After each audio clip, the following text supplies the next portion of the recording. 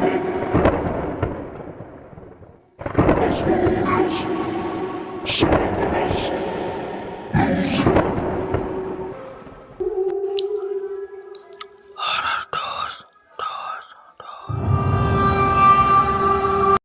বন্ধুরা, কেমন আছেন সবাই? আশা করি সবাই ভালোই আছেন।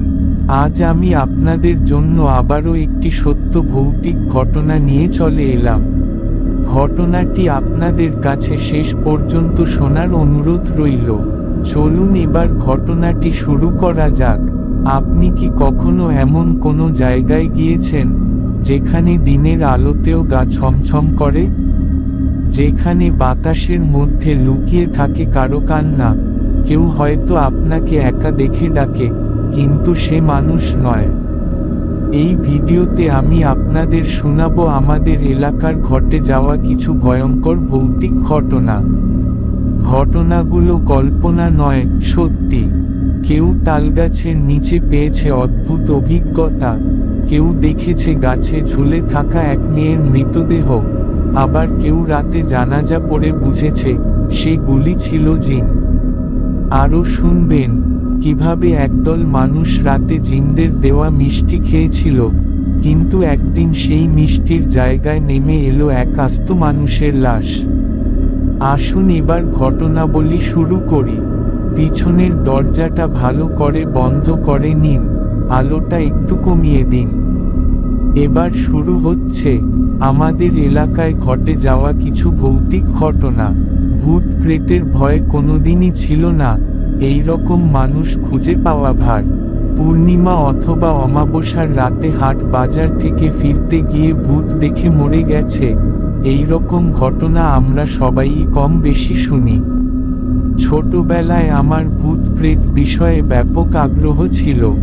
আমি ছোটবেলায় সবচেয়ে বেশি ভূতের গল্প শুনেছি আমার বাবা আর দাদির মুখে।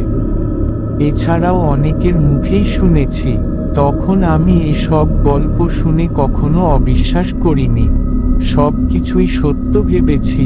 আমার অন্যান্য পরিচিতদের কাছেও শুনেছি অনেক ঘটনার বিবরণ। সেই সব ঘটনারই কিছুটা বলবো, যার একটা ঘটনা ছাড়া বাকি সবগুলো ঘটনাই আমাদের এলাকায় ঘটে গেছে। রাত প্রায় 2টা, আকাশে মেঘেদের ডাকাডাকি, মাঝে মাঝে বিদ্যুৎ চমকাচ্ছে।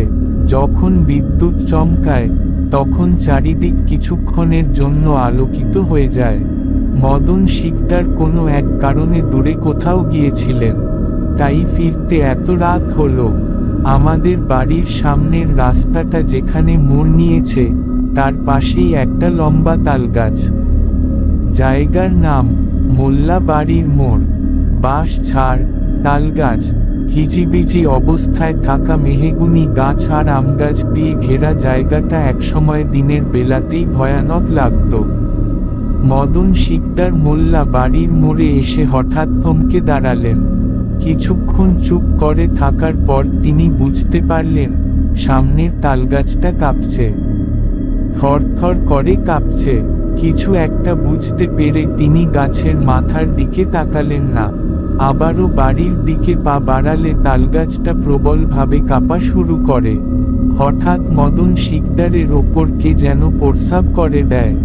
উটকো গন্ধযুক্ত প্রস্রাবে মদন শিকদারের শরীর ভিজে যায়। মদন শিকদার আর কালবিলম্ব না করে এক দৌড়ে বাড়িতে এসে পড়ে। বাড়িতে আসার পর লক্ষ্য করে তার শরীর পুরোটাই শুকনো, একটুও ভেজা নয়। এই ধরনের ঘটনা সেই মোল্লা বাড়ির মোড়ে মাঝে মাঝেই ঘটত। মোল্লা বাড়ির সেই মোড় থেকে একটু আগে রাস্তার বাম পাশে একটা বড় আম গাছ ছিল। ইয়া বড় বড় আম ধরত সেই গাছে।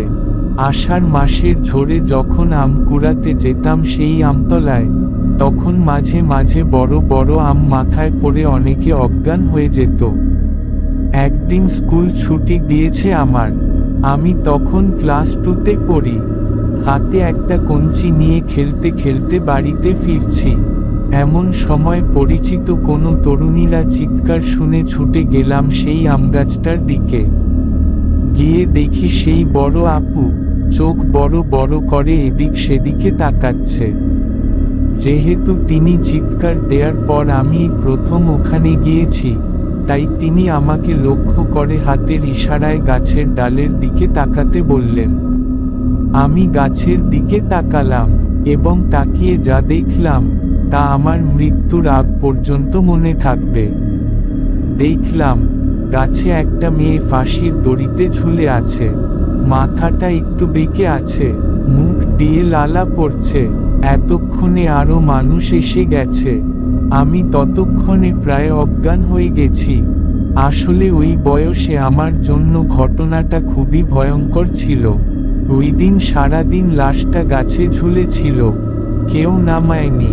দূর দূরান্ত থেকে মানুষ ঝুলে থাকা লাশ দেখার জন্য এসেছিল সেদিন। আমি প্রচণ্ড ভয় পেয়েছিলাম। আসল ঘটনা হচ্ছে, সেই মেয়ের মৃত্যুর পর শুরু হয় মানুষের নানা রকম ভয়ভীতি। এলাকার অনেকেই দেখতে থাকে, অনেক রাতে সেই মরে যাওয়া মেয়েটি সেই গাছের আশেপাশে ঘোরাঘুরি করছে। রাস্তা দিয়ে কেউ হেঁটে গেলে হাত ইশারায় ডাকে। তার কয়েকদিন পর এলাকার মুরব্বীদের উদ্যোগে গাছটা কেটে ফেলা হয়। আমার এক বন্ধু রাজীব, আমাদের এলাকারই ছেলে, ও আর ওর সমবয়সী মামা সবুজ একদিন রাতে যাচ্ছিল ওর খালার বাড়ি। ওর খালার বাড়ি যেতে হলে সেই মোল্লা বাড়ির মোড় দিয়ে যেতে হয়। সবুজের হাতে টর্চ লাইট। মামা ভাগ্নে গল্প করতে করতে আসছে। এমন সময় ওরা দেখল সামনে থেকে কিছু একটা ওদের দিকে ধীর পায়ে হেঁটে আসছে। তারপর দেখবেন সত্যি সত্যি জিনেরা সেখানে উড়ে কিনা। অনেক রাতে তারা অবস্থান নিলেন সেই জায়গায়। হালকা বাতাস বইছে, মশাদের উপদ্রব প্রকট, আকাশে কিছু কিছু তারা দেখা যাচ্ছে। এমন সময় হঠাৎ দেখা গেল জিনেদের দল উড়ে যাচ্ছে আকাশ দিয়ে। তারা সবাই ভয় পেয়ে গেলেন। তারা ভেবেছিলেন হয়তো আজও মিষ্টির ব্যাগ নেমে আসবে আকাশ থেকে, কিন্তু মিষ্টি পাওয়া গেল না। জিনেরা মিষ্টির ব্যাগ ফেলল না, তারা ফেলল একটা আস্ত মানুষের লাশ। সেই মোল্লা বাড়ির মোড়ে একদিন রাতে এক লোক আসছিল। সেই লোক আমাদের এলাকায় নতুন এসেছে, বাজার চেনে না, এত রাতে বাজার খোলা থাকে কিনা তাও জানে না। মোল্লা বাড়ির মোড়ে এসে তিনি দেখলেন একজন মহিলা মাথায় লম্বা ঘোমটা টেনে হেঁটে যাচ্ছে। তিনি বাজার কোন দিকে তা জিজ্ঞেস করার জন্য মহিলাকে ডাকলেন, আম্মা, বাজারটা কোন দিকে? মহিলার কোনো সাড়া শব্দ নেই। আবারও ডাকলেন, এবারও কোনো সাড়া শব্দ নেই।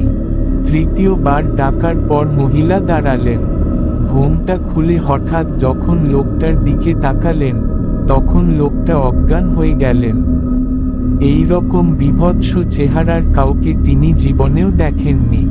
মহিলার মুখের মাংস এবড়ো থেবড়ো, চোখ দুটো বের হয়ে যাওয়া। এই রকম ঘটনা আমাদের এলাকায় অনেক ঘটে। মাঝে মাঝেই হয়তো অনেকের জীবনে এইসব ঘটনা ঘটে, কিন্তু ভয় তারা কিছু প্রকাশ করেন না। হয়তো এর চাইতে অনেক ভয়ঙ্কর ঘটনা ঘটে গেছে অনেকের জীবনে, আমাদের অজানাতেই। তারা সেই সব অভিজ্ঞতা নিয়ে বেঁচে আছে আমাদের মাঝে। আমি ভূত প্রেতে অবিশ্বাসী, তবুও আমি একা একা রাতের বেলা তেমন একটা বের হই না। এখনো মনে হয় সেই কেটে ফেলা আমগাছটার নিচে দাঁড় রস্যইকারে কেউ আমাকে হাতছানি দিয়ে ডাকছে। এখনো মনে হয় কোনো এক মহিলা লম্বা ঘোমটা টেনে হেঁটে যায় মোল্লা বাড়ির মোড়ে। এখনো মনে হয় মোল্লা বাড়ির মোড়ে তালগাছেরা কেঁপে যায় গভীর রাতে। মনে হয় কোঠাবাড়ির বুড়ির ভিটায় একটা হাতের ছায়া খুঁজে ফিরে তাজা রক্তের সন্ধানে। বন্ধুরা, ঘটনাগুলি এখানেই শেষ। এই ছিল আমাদের এলাকার কিছু সত্যি ঘটেছে এমন ভৌতিক অভিজ্ঞতা। আপনি কি ভাবছেন সবই কাকতালীয়, নাকি সত্যি কোনো অদৃশ্য জগতের অস্তিত্ব আছে আমাদের চারপাশে? আমরা দেখতে পাই না, কিন্তু তারা কি আমাদের ঠিকই দেখে? যদি আপনিও এমন কোনো অভিজ্ঞতার সাক্ষী হয়ে থাকেন, নিচে কমেন্টে জানাতে ভুলবেন না। আর যদি এমন আরও ভৌতিক গল্প শুনতে চান, চ্যানেলটা সাবস্ক্রাইব করে পাশে থাকা বেল আইকনটা বাজিয়ে দিন। কারণ পরের গল্প হয়তো আপনার পাশের পাড়ার অথবা আপনার ঘর থেকেই শুরু। ভালো থাকুন, সাবধান থাকুন, কারণ অন্ধকার সবসময় নীরবে কিছু লুকিয়ে রাখে।